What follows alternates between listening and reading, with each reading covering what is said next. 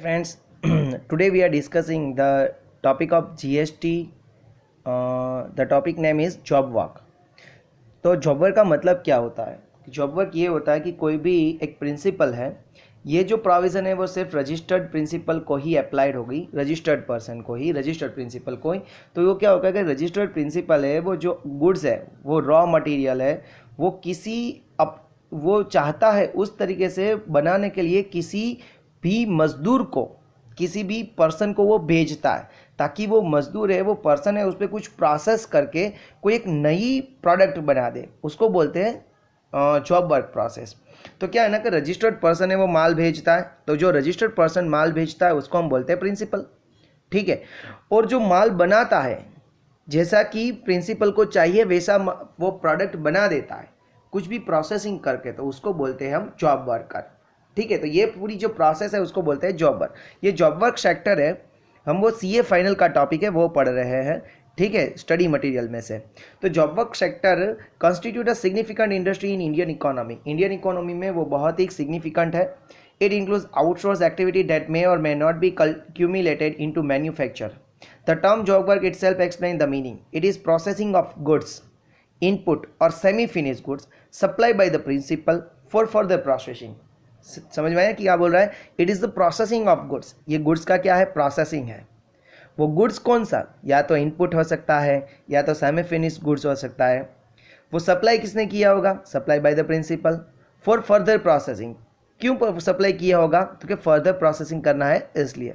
सो simple definition job work का है, it is the processing of goods, inputs or semi finish goods supply by the principal for further processing. Principal is the registered person who send the inputs or capital goods to a job worker for carrying out the job work. यहाँ क्या होता है कि job worker को ये job work करने के लिए चाहे वो इनपुट्स दे सकते हैं, इनपुट्स यानी कि रॉ मटेरियल वगैरह, और चाहे वो कैपिटल गुड्स भी दे सकते हैं, ठीक है। अगर मानो कि किसी कोई मशीन देते हैं वो जॉब वर्कर को for particular production for the particular, ठीक है।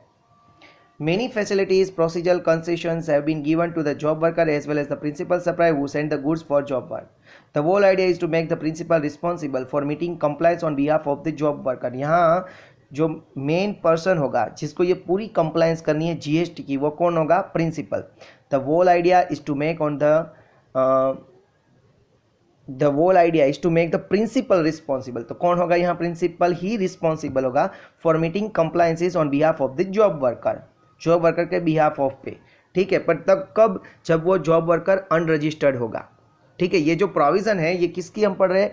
जॉब वर्कर है वो अनरजिस्टर्ड है, उसकी प्रोविज़न है, ठीक है। आगे आएगा भी जॉब वर्कर रजिस्टर्ड भी हो सकता है, कब रजिस्टर्ड होगा वो भी आएगा, बट अभी ये प्रोविज़न है पूरी वो जॉब वर्कर अनरजिस्टर्ड है, ठीक है।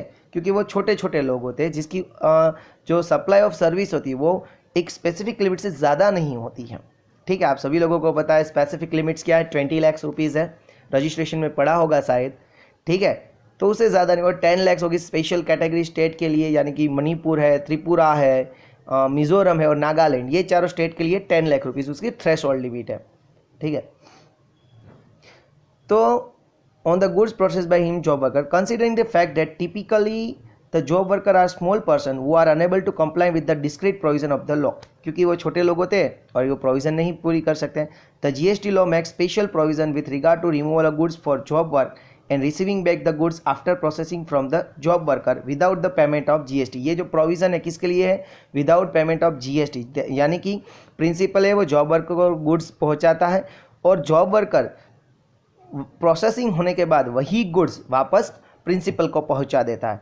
बट ये जो सारी प्रोसेसिंग है उसमें वो जब प्रिंसिपल जॉब वर्कर को गुड्स देता है, गुड्स कंप्लीट हो जाने के बाद, प्रोसेस हो जाने के बाद जॉब वर्कर है वो वापस प्रिंसिपल को गुड्स देता है, तो उसमें कहीं भी जीएसटी नहीं लगेगा, ठीक है, विदाउट पेमेंट ऑफ टैक्स होगा। फिर से पढ़िए, the GST law makes special provision, ये स्पेशल प्रोविजन बढ़ा रहा है with regard to removal of goods, किसके लिए? क्योंकि गुड्स को रिमूव करना है फॉर जॉब वर्क के लिए, and receiving back the goods, और गुड्स को वापस रिसीव करना है after processing from the job work complete हो जाने के बाद without the payment of GST, GST का पेमेंट नहीं करना इसलिए, ठीक है। तो ये स्पेशल प्रोविजन बना रहा है किस लिए? क्योंकि जो गुड्स को रिमूव कर रहा है from principal to job worker, and after completing the processing the job worker will send the goods to the principal ठीक है, but in this process the principal has not to pay the any tax to the government.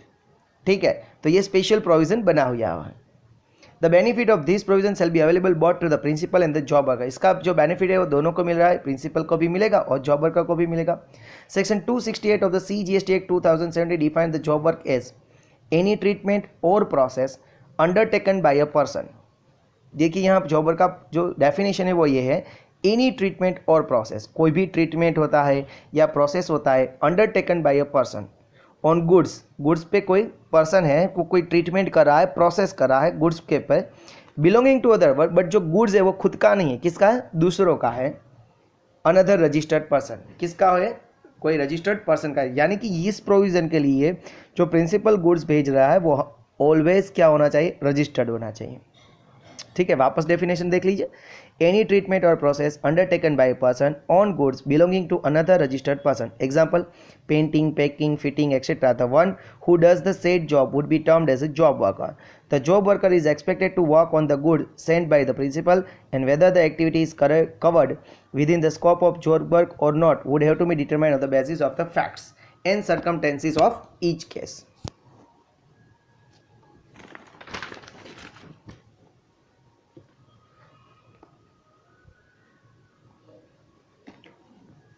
ये जो study material है ICAI का है, आप कहीं से भी डाउनलोड भी कर सकते हैं, ये कंप्लीट लॉ है, इसमें कोई चेंजेस नहीं है। ठीक है, तो आप GST की साइट में से भी ये लॉ को डाउनलोड कर सकते हैं। ये किसके लिए होगा, ये हम जो लेक्चर इसमें जो अपलोड कर रहे हैं वो कि कोई अकाउंटेंट बनना चाहता है, कोई एक टीचर बनना चाहता है GST का, ठीक है, कोई CA फाइनल में है लोग, तो वो भी कर सकते हैं। ये कंप्लीट ये जो लेक्चर्स है वो कंप्लीट होंगे। ठीक है, तो रिवीजन लेक्चर भी मैं इसमें डालूंगा CA स्टूडेंट्स के लिए भी, तो वो भी इसमें देख सकते हैं। ठीक है, सर्कमस्टेंसेस देखना, the ownership of the good does not transfer to the job worker but it is rest with the principal. Goods की जो ओनरशिप है वो ट्रांसफर नहीं होगी, बट किसके पास ही होगी, प्रिंसिपल के पास ही होगी। There may arise a doubt as to whether any input other than the goods provided by the principal can be used by the job worker for providing the service of job work. अभी क्या है कि principal है वो job work को goods दे रहा है, तो अगर जो जॉब वर्क है वो गुड्स ले रहा है तो उसमें क्या होगा कि वो गुड्स दिया, उसका प्रोसेसिंग तो होगा, बट उस प्रोसेसिंग में भी कोई भी मटेरियल जॉब वर्क यूज़ करेगा तो जॉब वर्कर को कोई अलग मटेरियल भी यूज़ करना होगा, तो क्या करेगा। In this regard, it is clarified that the job worker, in addition to the goods received from the principal, can use his own goods for providing the service of job work. Job work की service को provide करने के लिए वो खुद के goods का भी उपयोग कर सकते हैं। ठीक है, वो खुद का जो गुड्स होगा उसको भी यूज़ कर सकते हैं। ठीक है, supply of job work services, अभी प्रोविजन का देखिए क्या है। The job worker is a supply of services, वो सप्लाई ऑफ सर्विसेज है, सप्लायर है सर्विसेज का। Is liable to pay GST if is liable to registered. देखिए जॉब वर्कर है, अगर वो रजिस्ट्रेशन के लिए लायबल है तो ही उसको टैक्स पे करना है, अदरवाइज उसको टैक्स पे नहीं करना है। He shall issue an invoice at the time of supply of the service as determined in terms of section 13, read with section 31 of the CGST act. हमने इनवॉइस का भी प्रोविजन देखा हुआ है, सेक्शन 13 है टाइम ऑफ सप्लाई का, ये section 13 है टाइम ऑफ सप्लाई का, सेक्शन 31 है इनवॉइस का भी इश्यू करना है उसका। ठीक है, the value of the service would be determined in terms of section 15 of the CGST act. Valuation का रूल्स है 15, उसके उन रिगार्ड पे हमें उसका वैल्यू निकालना है। And would include not only the service charge, उसमें सर्विस चार्ज ही नहीं लगाना, but also the value of any goods or services used by him for supplying the job work services is record from the principal. अगर job worker ने कोई service के साथ साथ कुछ मटेरियल भी ऐड किया तो उसका भी जो पैसा है वो सारा पैसा उसको बिल पे चार्ज करना है, अगर वो प्रिंसिपल को पे करना होगा तो। ठीक है, द क्वेश्चन में arise whether the value of moves and dice, jigs and fixtures MDJFT, MDJFT, MD यानी कि मैनेजिंग डायरेक्टर, MD जो मैनेजिंग डायरेक्टर जिग्स है वो FT ले रहा है, FT मतलब फॉरेन ट्रांसफर ले रहा है। M for moves, D for dice, jigs, fixture और टूल्स। ये क्या है ना कि कोई साड़ियों का कोई या ड्रेस मटेरियल का कोई जो फैक्ट्री होती है तो वहाँ क्या होता है कि जो ओनर होते हैं उसको जो साड़ी है, जो ड्रेस मटेरियल है उस पर खुद की प्रिंटिंग चाहिए, खुद की डिज़ाइन चाहिए। तो ये लोग क्या करते हैं कि खुद एक मोल्ड्स बनाते हैं, डाइस बनाते हैं वो डिज़ाइन की, और जॉब वर्कर को दे देते हैं, और जॉब वर्कर है वो डिज़ाइन चिपका देता है वो उस कपड़े में, ठीक है। तो अभी क्या होता है कि मूल्स है, डाइज है, जिग्स, फिक्चर और टूल्स दिया हुआ है जॉब वर्कर को, तो क्वेश्चन ये है कि उसका क्या होगा, ठीक है। उसको गुड्स माना जाएगा, उसको कैपिटल गुड्स माना जाएगा, क्या माना जाएगा, ठीक है।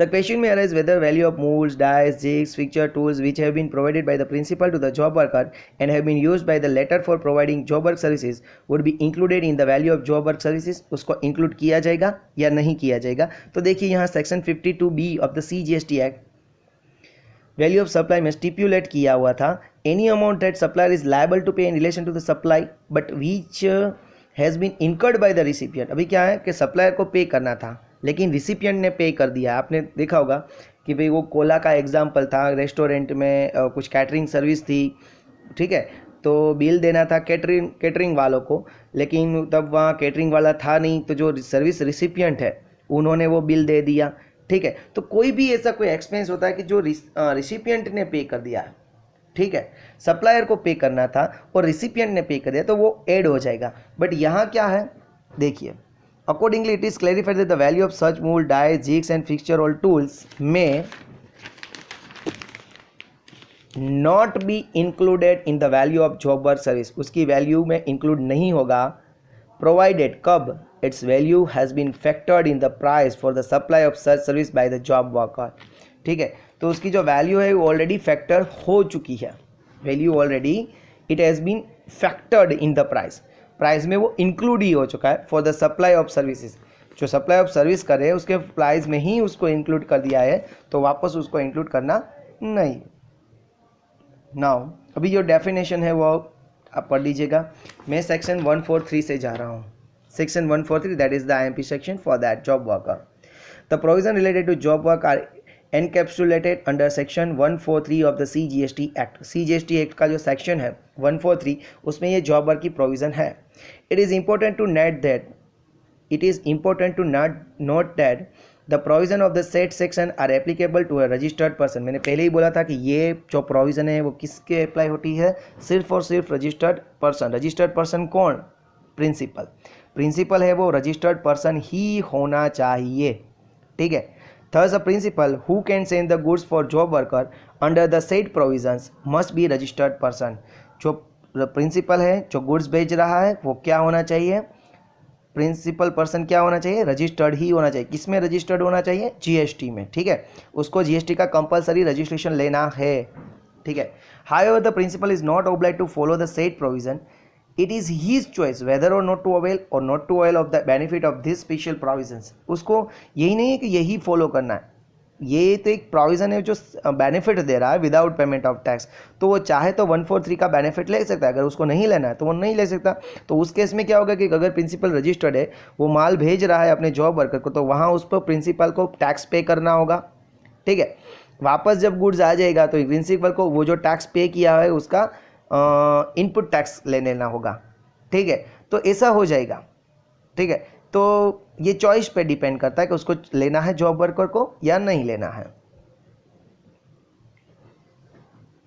Principal can send the goods to job worker without payment of tax. बस यही इंपॉर्टेंट है कि वो टैक्स पे नहीं करेगा जब गुड्स को भेजेगा, तब एज पर सेक्शन 143 पढ़िए। और registered person principal is allowed to send inputs भेजेगा, कैपिटल गुड्स भेजेगा without payment of tax to job worker and from there to another job worker. वो एक जॉब वर्कर को भेजेगा विदाउट पेमेंट ऑफ टैक्स, ठीक है। वहाँ से दूसरे जॉब वर्कर को भेजेगा, वो भी विदाउट पेमेंट ऑफ टैक्स। ये सेक्शन 143 बोल रहा है।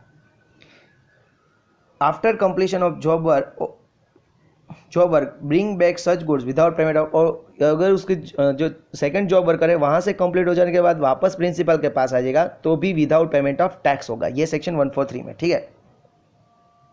Such goods needs to be removed under intimation and subject to certain condition. अगर ये गुड्स आपको प्रिंसिपल से यहाँ एक जॉब वर्कर दूसरे जॉब वर्कर को भेजना है, यानी और ऐसा भी हो सकता है कि आपने परचेस किया है सप्लायर के पास से, अपने यहाँ नहीं ले रहा है, डायरेक्ट आप जॉब वर्कर को भेज रहे हो, तो ये करने के लिए आपको एक इंटीमेशन देना पड़ेगा, ठीक है, इंटीमेशन देना होगा।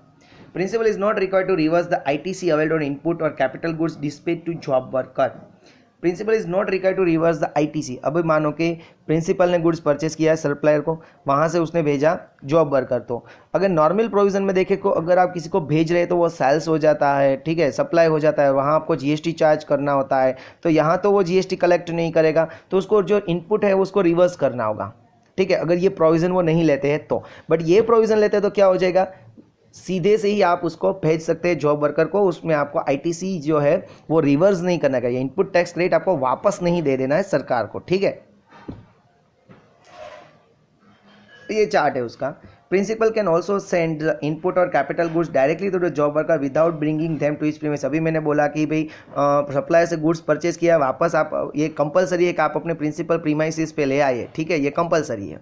बट ये जॉब वर्क की प्रोविजन 143 कहता है कि भाई ये कंपलसरी नहीं है, आप यहाँ नहीं लाएंगे तो ठीक है, आप डायरेक्ट जॉब वर्कर को दे दो, और वो भी कैसे, विदाउट पेमेंट ऑफ टैक्स, ठीक है।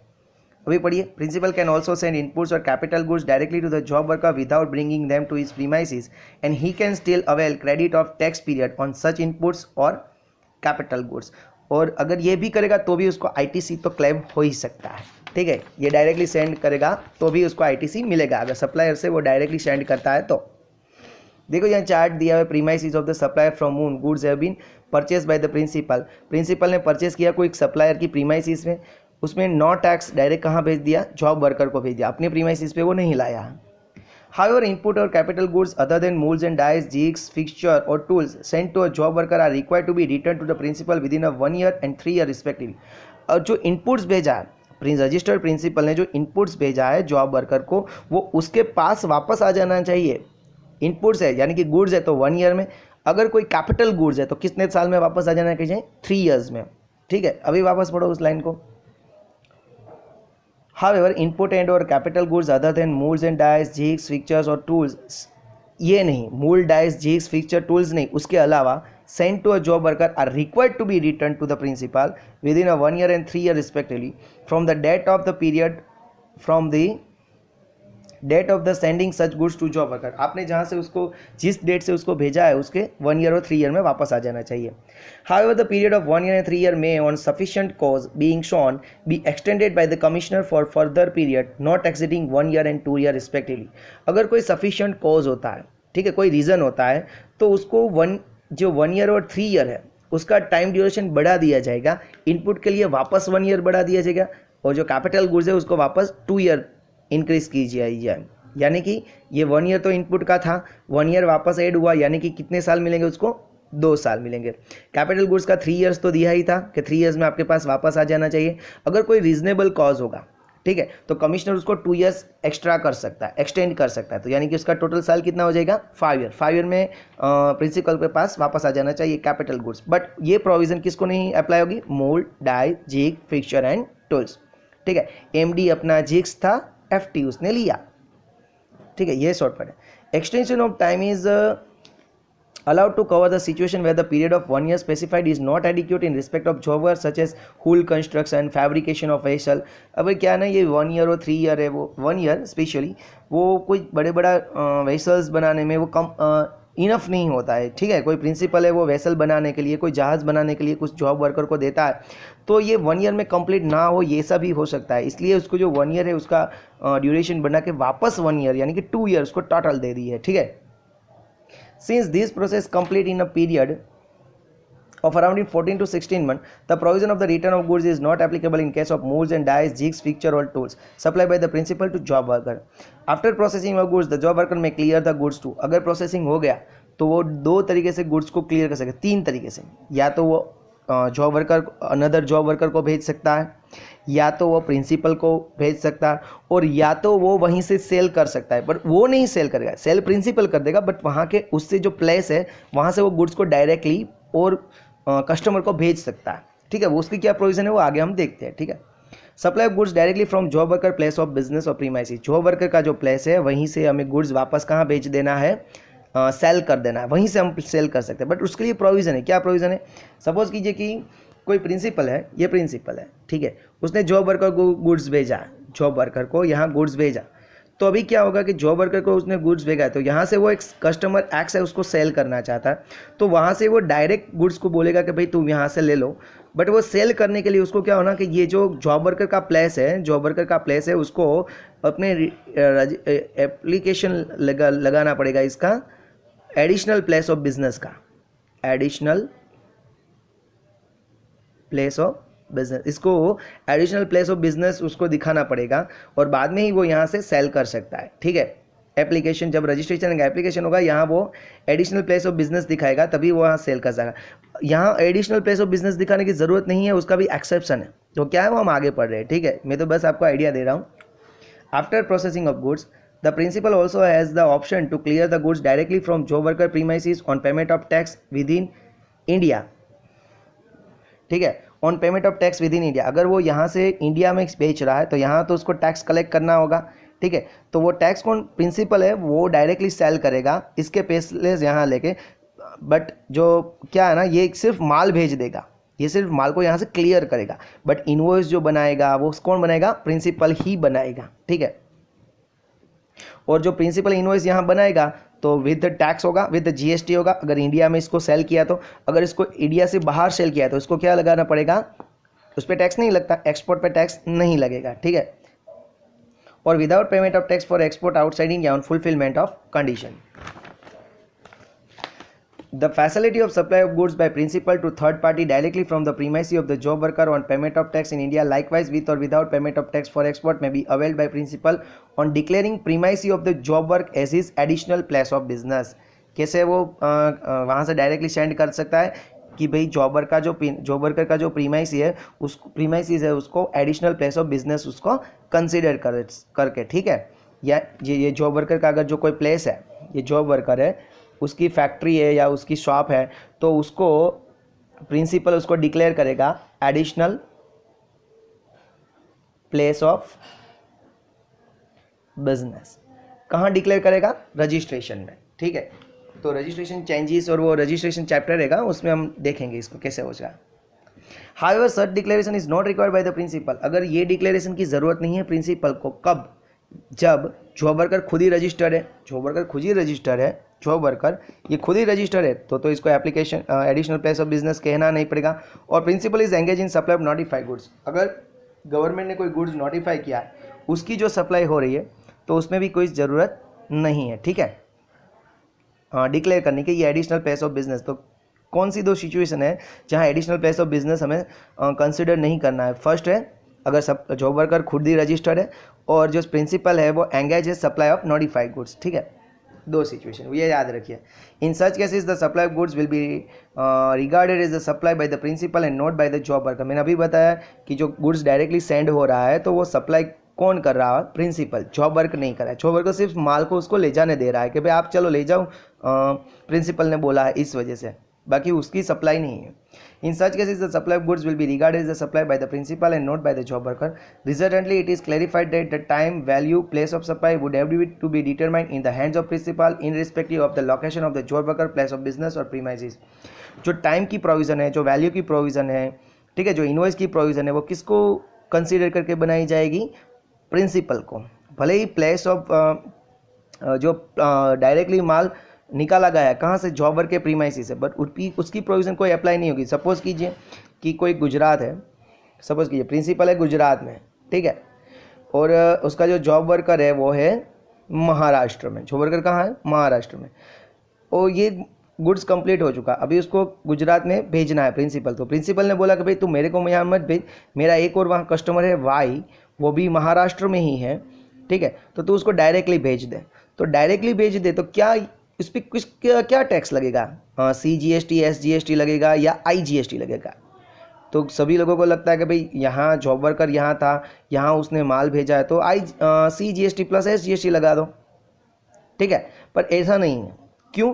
क्योंकि जो प्रोविज़न है वो जॉब वर्कर को देखा नहीं जाएगा, प्रोविज़न देखा जाएगा ये प्रिंसिपल को। प्रिंसिपल कहाँ, गुजरात में, तो गुजरात में अगर प्रिंसिपल है तो जो भी वैल्यू लगेगा, जो भी टाइम ऑफ सप्लाई, जो भी प्लेस ऑफ सप्लाई, जो प्रोविज़न लगेगा वो किसको लगेगा, यहाँ। तो गुजरात है, गुजरात में से महाराष्ट्र में माल जा रहा तो क्या लगेगा उस पर, IGST लगेगा, ठीक है।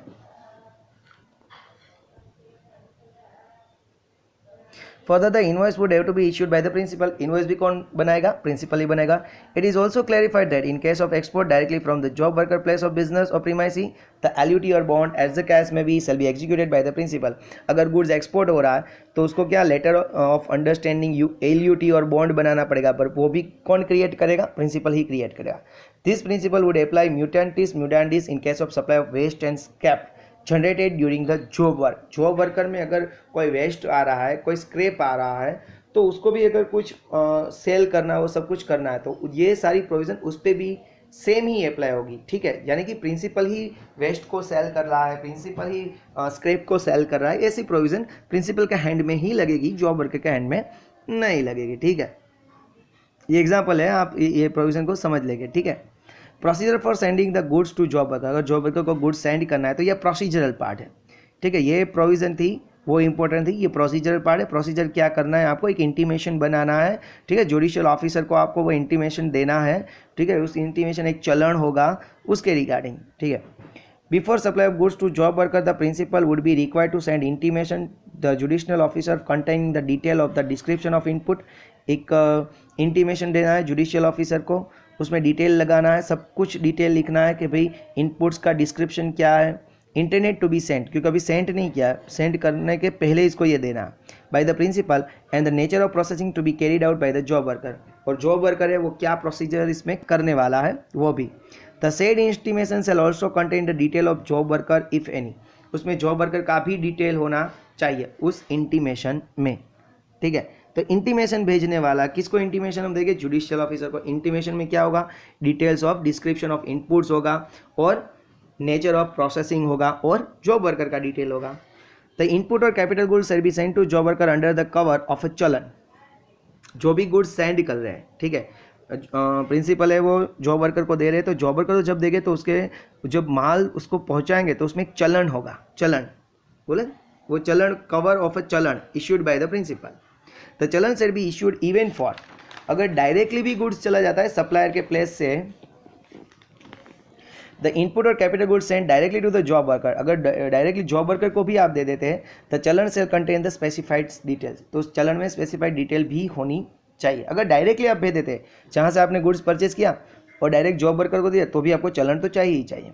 Responsible for keeping account for input और कैपिटल गुड्स, इनपुट है, कैपिटल गुड्स है, जो भेज रहे हैं उसकी जो अकाउंट्स है कौन मेंटेन करेगा? ऑब्वियस है, कौन होगा? प्रिंसिपल ही होगा। अभी हमने प्रोविज़न ही पढ़ा था कि जो सारी की सारी जो प्रोविज़न है, ठीक है, कंप्लायंस वो कौन करेगा? सिर्फ और सिर्फ प्रिंसिपल ही करेगा, that is his responsibility. Goods not receive within the stipulated time deemed as a supply, अगर हमने देखो वो टाइम दिया था 1 ईयर का, ठीक है, इनपुट्स का, बाद में कैपिटल गुड्स का टाइम क्या दिया था रिटर्न होने में? 3 ईयर्स का। अगर वो 1 ईयर और 3 ईयर में रिटर्न नहीं आया तो उसको माना जाएगा डीम्ड सप्लाई। कौन एक्सटेंड कर सकता है ये टाइम को? कमिश्नर। कितने साल के लिए एक्सटेंड कर सकता है? गुड्स हुआ, इनपुट्स हुआ तो 1 ईयर के लिए, और कैपिटल गुड्स हुआ तो 2 ईयर्स के लिए वापस एक्सटेंड कर सकता है। ओके, वो एक्सटेंड करने के लिए क्या होना चाहिए? सफिशिएंट रीज़न होना चाहिए, सफिशिएंट कॉज होना चाहिए। ठीक है, in case the input or capital good are not received back or not supplied from the job worker premises within specified time limit 1 year and 3 year extended the time limit, it shall be deemed to be the supply from principal to the job worker from the day, उसको supply consider कर दिया जाएगा। But कहाँ से supply, उसको कब उसको supply consider करेंगे? देखिए हमने एक प्रिंसिपल है, देखिए यहाँ बाई चार्ट आप समझिए, एक प्रिंसिपल है, ठीक है, उसने एक गुड्स भेजा था उसने जॉब वर्कर को। अभी ये वेसल बनाने के लिए भेजा था, तो वेसल बनाने तो ऑब्वियस है कि 1 ईयर में तो कंप्लीट नहीं होगा, तो 1 ईयर दिया प्लस कमिश्नर ने 1 ईयर एक्सटेंड किया, यानी कि 2 ईयर। 2 ईयर में उसको ये रिटर्न कर देना था, लेकिन इसने 2 ईयर हो गया, 3 ईयर हो गया, अभी रिटर्न नहीं किया, इस गुड्स को वापस रिटर्न नहीं किया। रिटर्न नहीं किया इसका मतलब ये कंसीडर हो जाएगा कि जो प्रिंसिपल ने गुड्स भेजा है वो सप्लाई है, सप्लाई यानी कि सेल है, तो ये सेल है। ठीक है, तो सेल कब का? सेल जब प्रिंसिपल ने जॉब वर्कर को भेजा तब का सेल। 2 ईयर एक्सपायर्ड हो गए तब का सेल काउंट होगा। कब का सेल काउंट होगा? Sale on the first day, जब भी प्रिंसिपल ने जॉब वर्कर को गुड्स भेज दिया वहीं से उसका सेल शुरू हो चुका। ठीक है, उस दिन का वो सेल माना जाएगा, सप्लाई माना जाएगा। From the day when it was sent for job work पे भेजा, वहीं से ही उसको सेल कंसिडर कर दिया जाएगा। अकॉर्डिंगली प्रीमियम अभी क्या होगा कि प्रिंसिपल को टैक्स तो पे करना ही होगा, साथ साथ में इंटरेस्ट भी पे करना होगा। कहाँ से इंटरेस्ट पे करेगा? जब से उसने गुड्स को भेजा है तभी से इंटरेस्ट काउंट हो जाएगा। The goods sent for job worker acquired the character of supply when the inputs or capital goods sent job worker are neither received back by the principal nor supplied further by the principal from the place of business or premises of the job worker within 1 year or 3 year extended time period of being sent out. It may be noted that the responsibility for sending the goods for job work as well as bringing them back और supplying them has been cast on the principal. ये principal की ही responsibility है कि जब वो goods को भेज रहा है तो वापस उसको ले लेना है विद इन द टाइम, ठीक है, रिटर्न बैक भी होना चाहिए, बट ये प्रिंसिपल की ही रिस्पॉन्सिबिलिटी है। In such cases where the input और capital goods other than moulds dies, उस पर ये एक प्रोविजन नहीं लगता है मोल्ड डाइंस पे, ठीक है, are neither return nor supply from the job work place of business और premises within the specified time period, the principal would issue an invoice for the same and declare such supply in his return for that particular month in which the time period of 1 year or 3 year or extended time period has expired। अभी cell तो अब जो हम समझ गए कि भाई cell हम कंसीडर करेंगे कहाँ से? फर्स्ट डे से, बट जो इंटरेस्ट पे करना है वो कहाँ से पे करना है? फर्स्ट डे से पे करना है, ठीक है। तो अभी 2 ईयर्स के बाद जो सेकेंड थर्ड मंथ में 2 ईयर्स खत्म हो गया, उसके जो बाद का जो फर्स्ट मंथ आएगा वहीं पे उसको सप्लाई कंसीडर कर लीजिएगा, और जो फर्स्ट मंथ का ही रिटर्न होगा, ठीक है, उसमें उसको दिखाना है कि भाई ये मैंने सप्लाई किया है और उस पर उनको इंटरेस्ट भी लगाना होगा, ठीक है। Date of supply, the date of supply shall be the date on which such input और capital goods were initially sent to job worker. Further interest for the intervening period shall also be payable on the tax. तो intervening period यानी कि first day से ही इसको tax पे करना है, ठीक है। If such goods are return by the job worker after the stipulated time period, अभी क्या हुआ कि हमने 2 ईयर और 1 ईयर दिया था और उसके बाद उसने वापस रिटर्न किया, खत्म हो चुका, 1 ईयर खत्म हो चुका, 2 ईयर खत्म हो चुका है, कोई एक्सटेंड टाइम 1 ईयर खत्म हो चुका, 3 ईयर खत्म हो चुका, एक्सटेंड टाइम दिया था वो भी खत्म हो चुका, फिर भी उसने गुड्स रिटर्न नहीं किया, बट कब रिटर्न किया? टाइम खत्म हो जाने के बाद। If such goods are return by the job worker after the stipulated time period, the same would be treated as supply by the job worker to the principal. अभी क्या होगा कि जब 2 ईयर कंप्लीट हो गया, ठीक है, तो उसके जो फर्स्ट मंथ आ रहा है वहीं हमने उसको क्या कंसीडर कर लिया था? सप्लाई कंसीडर कर लिया था। अभी जॉब वर्कर है वो ये टाइम पीरियड खत्म हो जाने के बाद वापस रिटर्न कर रहा है, तो अभी ये माना जाएगा कि जॉब वर्कर ने ये गुड्स किसको भेजा है? सप्लायर को सेल किया है, ये कंसीडर कर लिया जाएगा, ठीक है। समझ में आया? जब गुड्स प्रिंसिपल ने जॉब वर्कर को भेजा, विद इन टाइम में रिटर्न नहीं आया, तो प्रिंसिपल को क्या कंसीडर कर लेना है? सप्लाई किया है किसको? जॉब वर्कर को। After completion of that particular time, अगर जॉब वर्कर है वो गुड्स को वापस भेजता है प्रिंसिपल को, तो ये माना जाएगा कि ये सेल हुआ है। किसने? जॉब वर्कर ने प्रिंसिपल को सेल किया, ये माना जाएगा, ठीक है। और जीएसटी की जो प्रोविजन है उस तरीके से लगाई जाएगी। The same would be treated as a supply by the job worker to the principal and the job worker would be liable to pay GST if he is liable for registration in accordance with the provision contained in the CGST Act read with the rules made thereunder। अगर job worker है वो registered है तो उसको वापस tax collect करना होगा principal से, और वो जो टैक्स कलेक्ट किया है वो गवर्नमेंट को पे करना होगा। अगर वो अनरजिस्टर्ड है तो कोई सवाल ही नहीं होता, वो टैक्स कलेक्ट ही नहीं कर सकता इस प्रिंसिपल के पास से, ठीक है। Further, it may be reiterated that there is no requirement of either returning back or supplying the goods from the job worker place of business premises as far as ये जो रिटर्निंग की जो provision है वो हमारे MD sir जो है jigs है उस पर नहीं लागू होती है, ठीक है। यानी कि मोल्ड्स, डाइस, जिग्स, फिक्सचर और टूल्स उस पर ये प्रोविज़न अप्लाई नहीं होती है। इनफैक्ट ये पूरी प्रोविज़न इस पर अप्लाई नहीं होती है जॉब वर्कर की। ये थोड़ा चार्ट है, you just go through it that chart, ठीक है। नाउ सेक्शन 19 बहुत ही इंपॉर्टेंट सेक्शन है। Section 19 taking input tax credit in respect of input and capital goods. अभी इनपुट टैक्स क्रेडिट लेनी है, ठीक है, इनपुट और कैपिटल गुड्स का। तो वो कैसे लिखा? जो फर्स्ट 2 और 3 प्रोविज़न है वो इनपुट्स के रिगार्डिंग है, 4, 5 और 6 जो प्रोविज़न है वो किसके रिगार्डिंग है? कैपिटल गुड्स के रिगार्डिंग। और जो 7 प्रोविज़न है वो है हमारे एमडी जिग्स भाई के रिलेटेड, ठीक है। और इसमें हमें रूल लगाना है 45, ठीक है। तो ये अभी जो नेक्स्ट टॉपिक है वो हम नेक्स्ट वीडियो लेक्चर में कवर करेंगे। अगर आपको मेरा ये वीडियो पसंद आए तो उसको लाइक कीजिए, शेयर कीजिए, सब्सक्राइब कीजिए। जितना मेरे को आता है मैं आपको उतना सिखाने की कोशिश कर रहा हूँ। तो आई होप कि आपको मज़ा आ रहा होगा और मैं इससे भी अच्छा पढ़ा सकूँ, ऐसी मुझे दुआ दीजिए, ऐसे मुझे आशीर्वाद दीजिए। और मैं सभी लोगों की सेवा कर सकूँ। ये फ्री ऑफ कॉस्ट लेक्चर है, तो कई लोग हो गए मेरे जैसे कि फ़ीस पे नहीं कर रहे होंगे, तो उसको ये शायद काम आ सकता है। ठीक है, तो मिलते हैं नेक्स्ट वीडियो लेक्चर में। तभी तक के लिए मुझे छुट्टी दे दीजिए। जय हिंद।